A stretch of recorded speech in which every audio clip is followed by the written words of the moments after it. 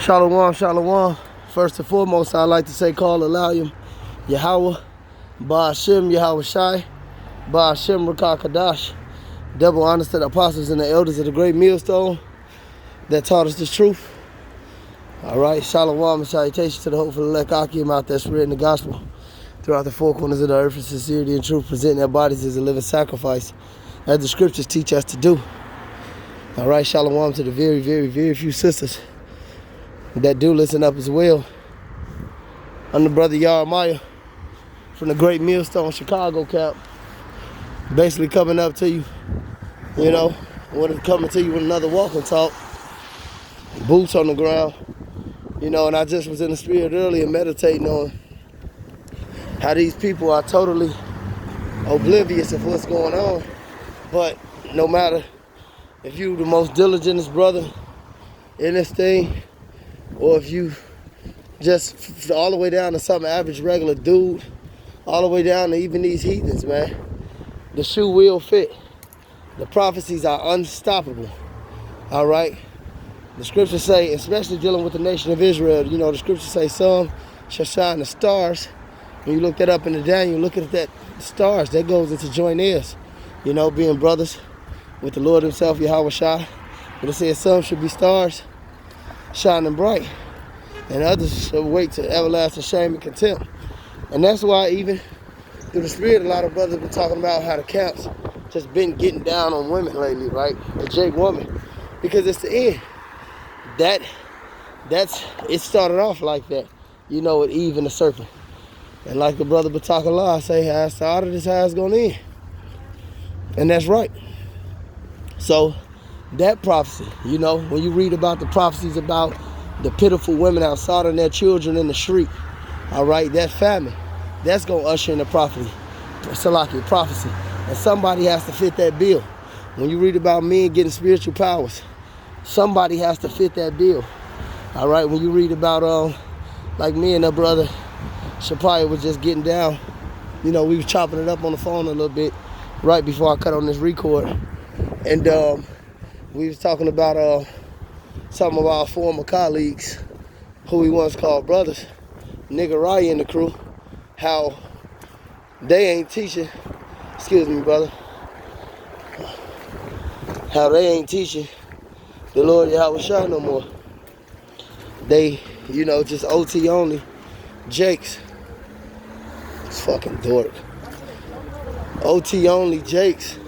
They only believe in the Old Testament or whatnot. And somebody has to fill in that.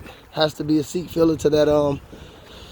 They were once among us, but they were never of us.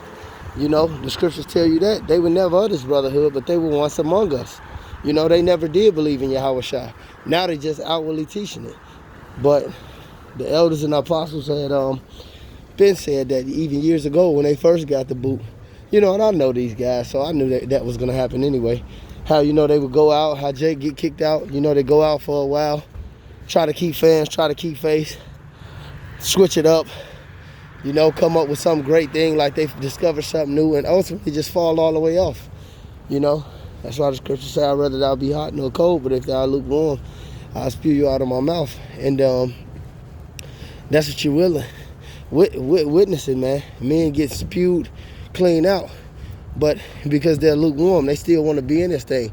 And that's a dangerous thing. The scripture says it's a fearful thing to fall into the hands of Yahweh Ba'ashem Yahweh Shai.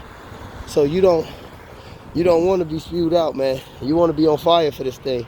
And it'll be better for you to just be cold off in the world than doing some clown shit like that. As the scripture say, a dog returning to his vomit. But back to it. Somebody has to fit all these things, man. That's why a lot of these chicks, these Keishas that Jake be getting with especially, I don't know what's that about, when it's clearly a better appreciation amongst a greater selection of, these heathen chicks, but everybody got to fall for that experience. But, hey, some of these women got to get in the truth just to get marked, just to transgress. The elder brother from Mississippi, because I was saying that the other day, but I go into this from time to time that a lot of these people that we find knowing in this life, you know, whether they could be our children, whether it could be some these damn women. Oh my Lord.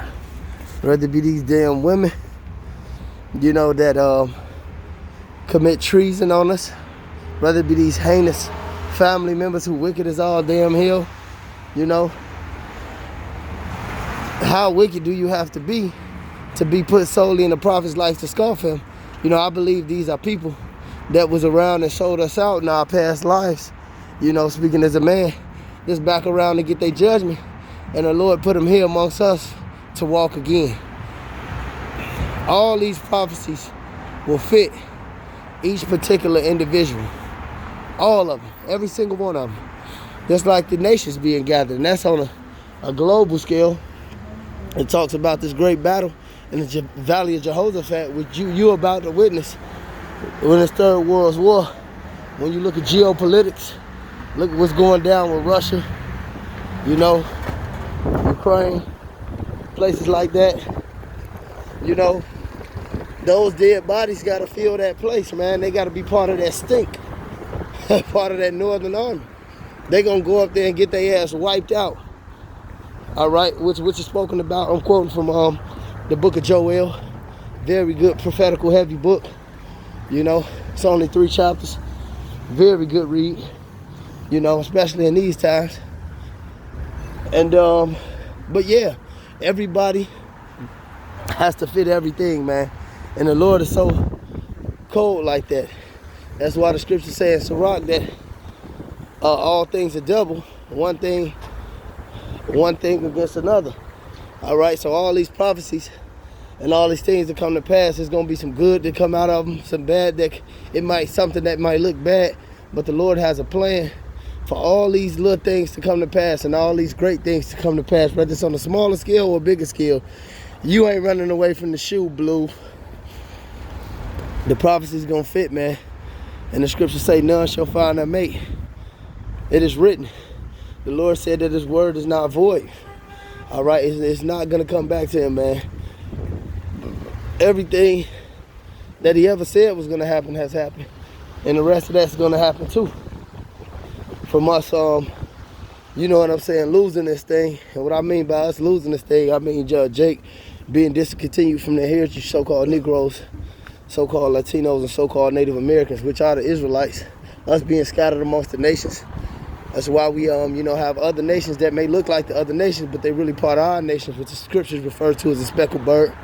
You know, all those things happen. We feel in captivity to this so-called white man. You know, that happened. So all these other things are gonna happen. The Lord is gonna come back. But everybody who's here has to play a part in that. That's why the scriptures say, be diligent, make your calling and election sure. Because, Lord willing, we those men that's written in the book of remembrance, that's written in the Lamb's book of life. Men that's found among the scriptures, worthy. Those great men of the scriptures, because somebody got to fit that too. You know? It's going to be a beautiful thing, man. You know, but to the naysayers, fuck them.